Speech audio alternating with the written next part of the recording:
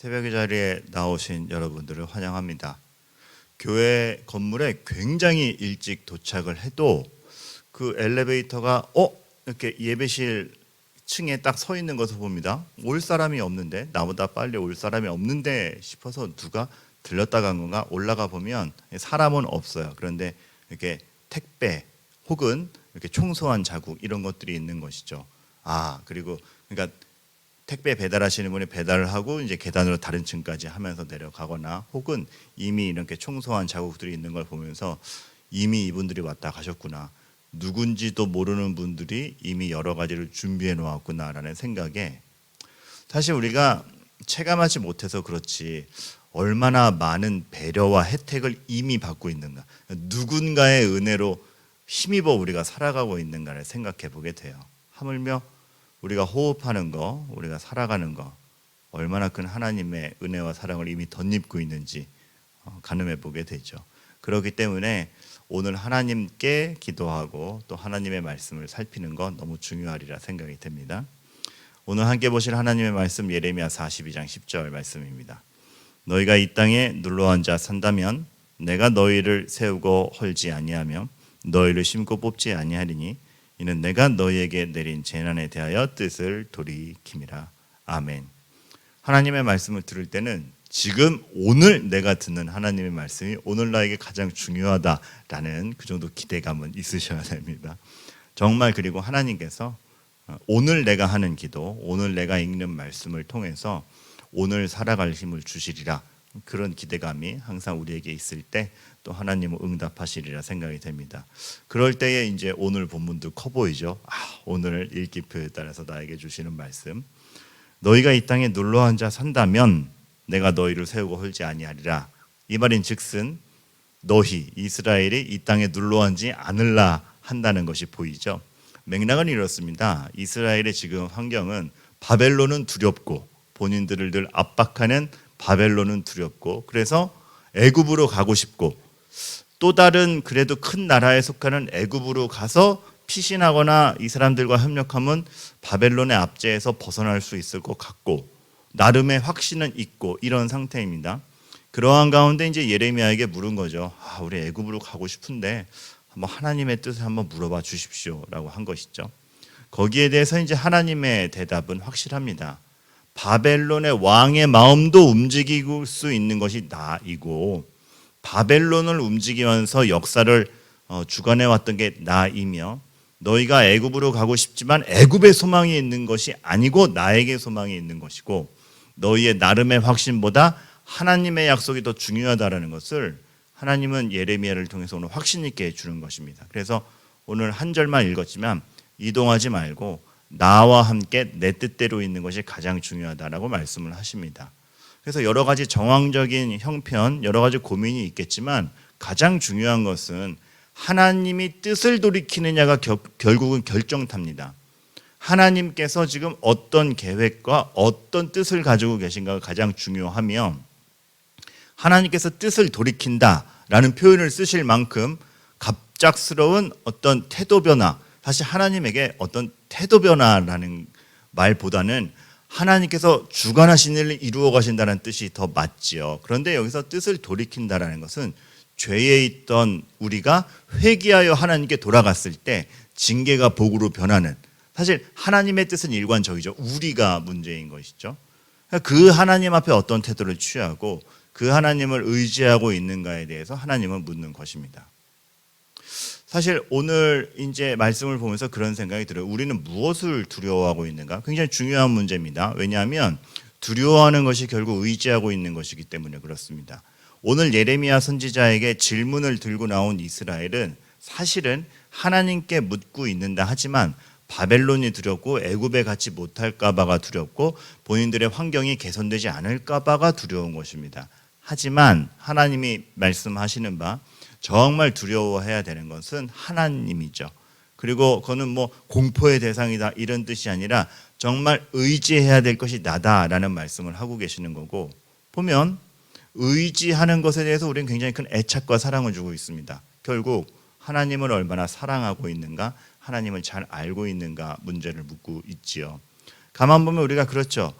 내가 뭘 잃을까봐 두려워하는 거, 이거 없으면 안 돼 하는 것들, 어떻게 보면 가장 의지하는 것인데 뒤집어 생각하면 정말 그것이 그래서 내 삶을 보장하는가, 보장하리라 분석하고 있는 것이지 진짜 보장할지 아닐지는 모르는 것입니다. 하나님이 그 앞에 우리의 시야를, 영적인 시야를 열어주는 것이죠. 진짜 너의 삶을 보장하고 있는 것이 무엇이더냐.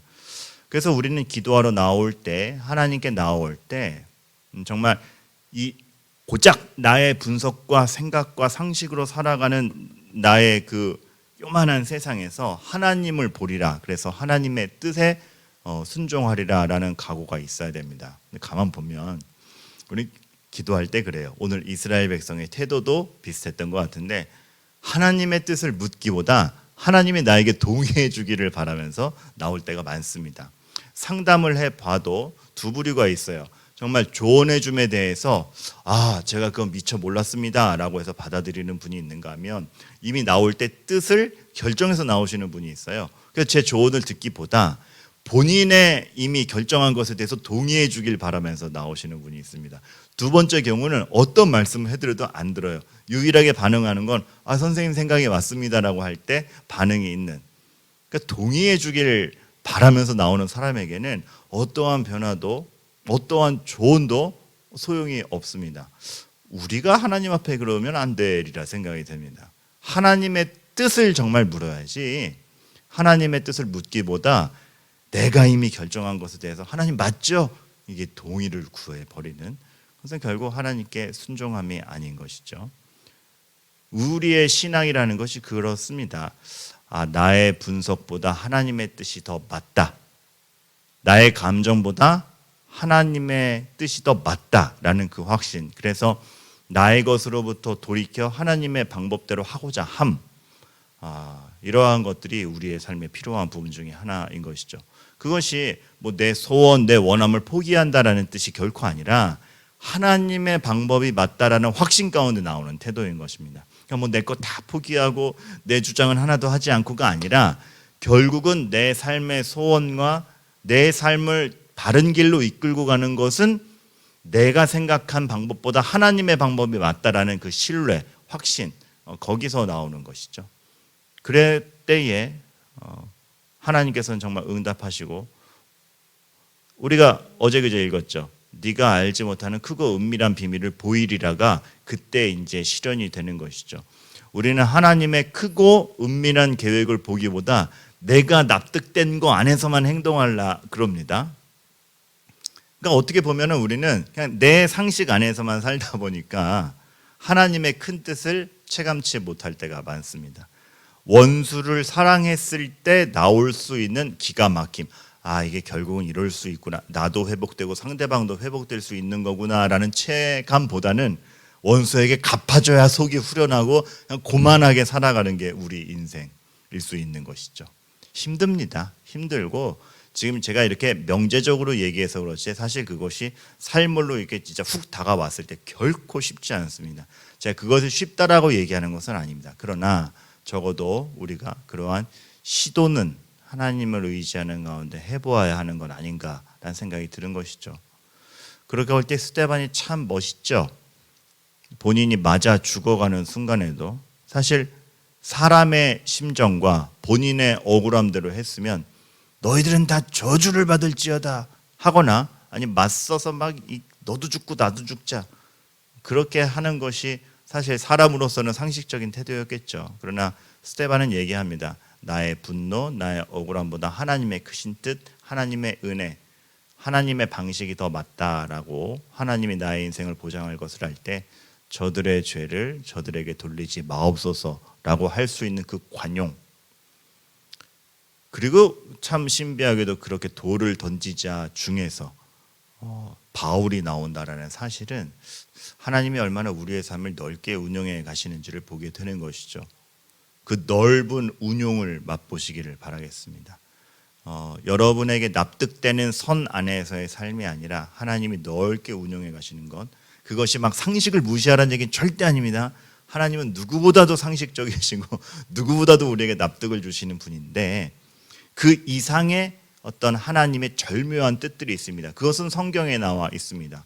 오리를 가라 할 때 십리를 가주라. 오른뺨 맞을 때 왼뺨을 내밀라. 그것이 단지 당해줘 바보가 되라가 아니라 분명한 소신과 뜻과 거룩과 선한 삶의 방향성으로 가는 것이라면 확신을 갖고 그렇게 할 수 있다. 그리고 거기서 그것이 지고 끝나는 것이 아니라 하나님께서 보여주시는 바가 있다라는 것이죠. 기독교인으로 다르다라는 것, 하나님을 의지하며 산다라는 게 도대체 우리를 무엇으로 다르게 하는가? 오늘 우리가 말씀을 통해서 살펴보기를 바라겠고, 참 하나님께 기도하며 오늘 하루를 분투하시는 여러분에게 용기가 되기를 바라겠습니다. 하나님이 그 전능하심으로 오늘도 여러분의 삶을 돌보아 주실 것입니다.